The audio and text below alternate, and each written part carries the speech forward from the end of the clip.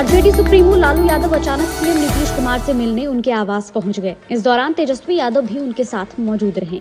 45 minute चली meeting के बाद बाहर निकलते डिप्टी सीएम ने कहा, महागठबंधन में कोई टूट नहीं है, जबकि सूत्रों से मिली जानकारी के मुताबिक दोनों नाराज मुख्यमंत्री को मनाने पहुंचे थे।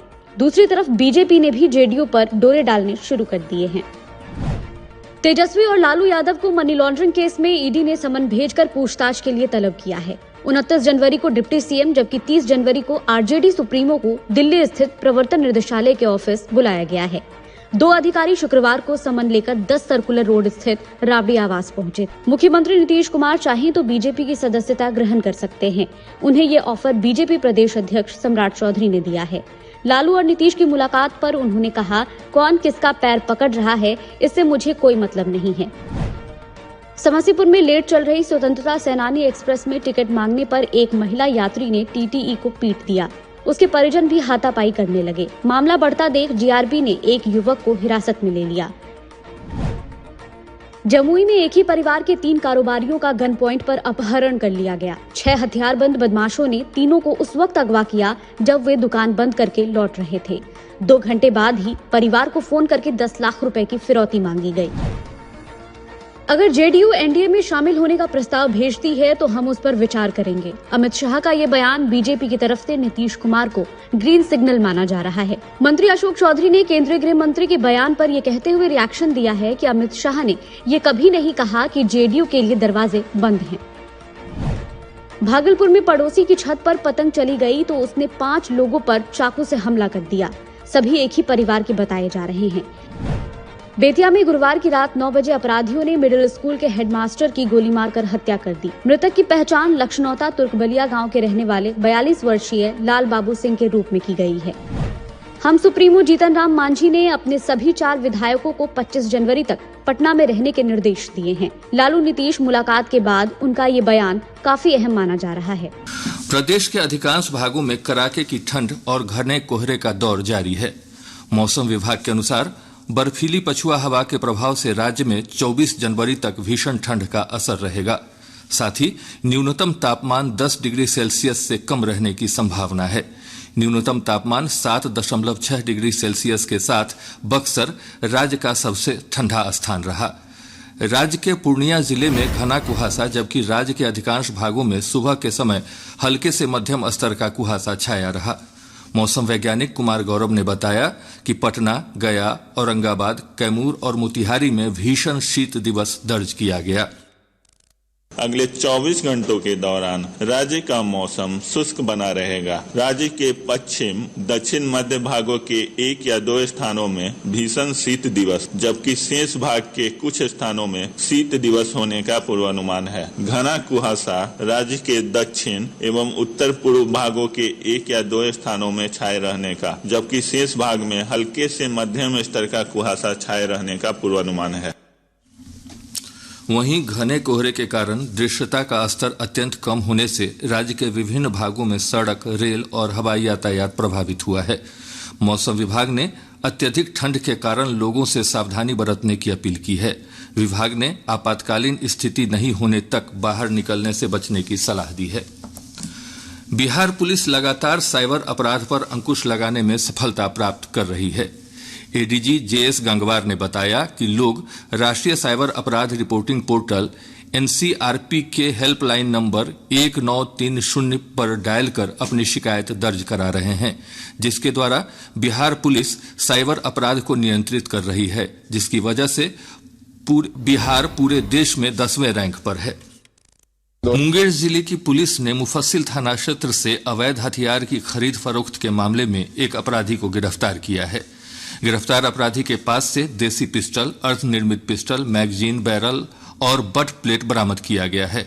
पुलिस अधीक्षक ने बताया कि गिरफ्तार अपराधी पर आर्म्स एक्ट का मामला दर्ज कर अग्रिम कार्रवाई की जा रही है।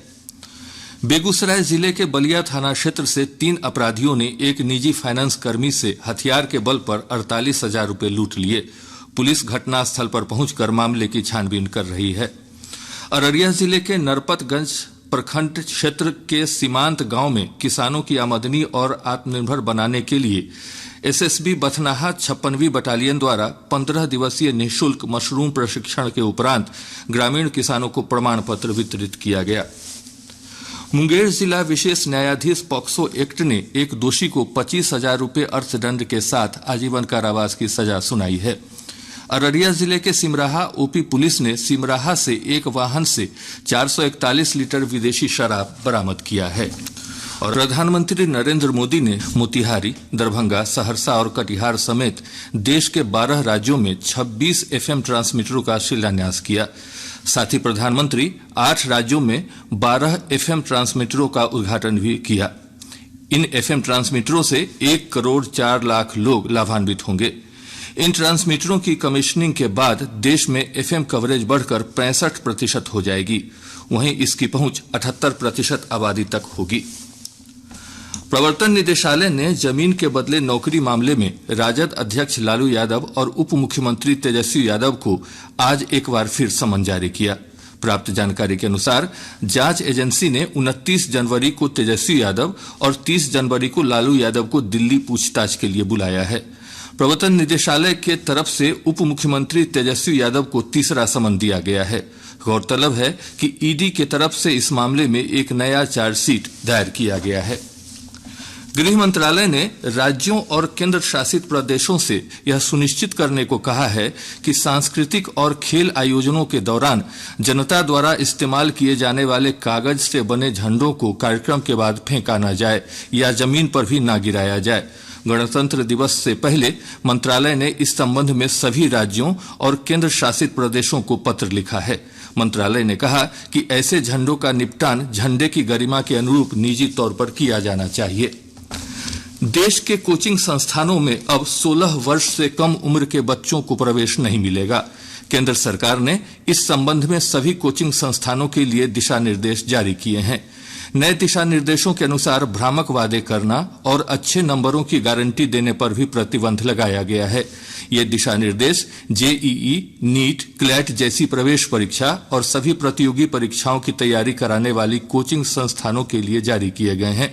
गाइडलाइन का पालन नहीं करने पर कोचिंग संस्थानों पर 1 लाख रुपए तक का जुर्माना लगाए जाने का प्रस्ताव किया गया है। साथ ही ज्यादा फीस वसूलने पर कोचिंग का रजिस्ट्रेशन भी रद्द कर दिया जाएगा।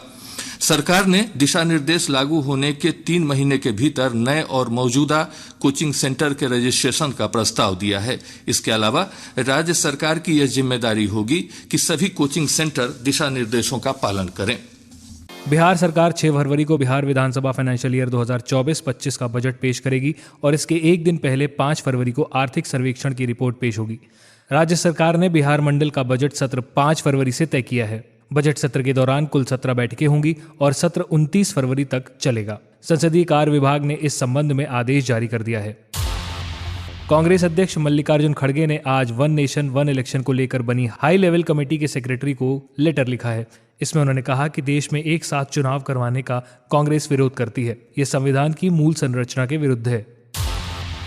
ईडी ने आज आरजेडी चीफ लालू यादव को समन जारी किया है। ईडी ने धन शोधन जांच में लालू यादव और उनके बेटे तेजस्वी यादव को इस महीने के अंत में पटना कार्यालय में उपस्थित होने के लिए फिर समन जारी किया है। ईडी की टीम पूर्व सीएम राबड़ी देवी के आवास पर पहुंची थी। सुप्रीम कोर्ट सरकारी सहायता प्राप्त मिशनरी विद्यालयों में शिक्षण कार्य करने वाले नन और पादरियों के आयकर छूट के हकदार होने के सवाल पर विचार करने पर सहमत हो गई है। सीजेआई डीवाई चंद्रचूड़, जस्टिस जेबी पारडीवाला और जस्टिस मनोज मिश्रा की पीठ ने आज सीनियर एडवोकेट अरविंद दतार की दलीलों पर ध्यान दिया। पिटीशन में कहा गया कि ननों और पुजारियों की इनकम स्कूल चलाने वाली मंडलियों की इनकम बन जाती है। चेन्नई पुलिस ने डीएमके के एक विधायक के बेटे और बहू के खिलाफ अपनी 18 साल की घरेलू और दलित नौकरानी को पीटने और अभद्र दुर्व्यवहार करने के आरोप में एफआईआर दर्ज की है।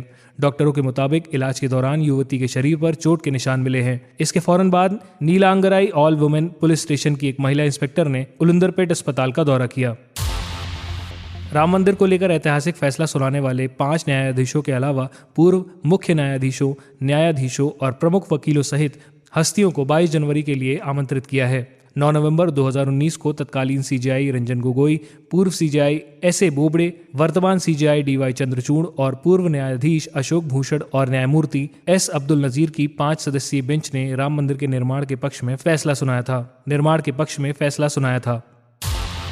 भारतीय महिला हॉकी टीम पेरिस ओलंपिक के लिए क्वालिफाई नहीं कर पाई। आज भारतीय टीम को ब्रॉन्ज मेडल मैच में जापान ने 1-0 से हराया। जापान की ओर से काना उराता ने 6 मिनट पर मिले पेनल्टी कॉर्नर पर गोल दागा।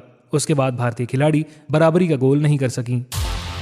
चौथे टी20 मैच में न्यूजीलैंड ने पाकिस्तान को हरा दिया है।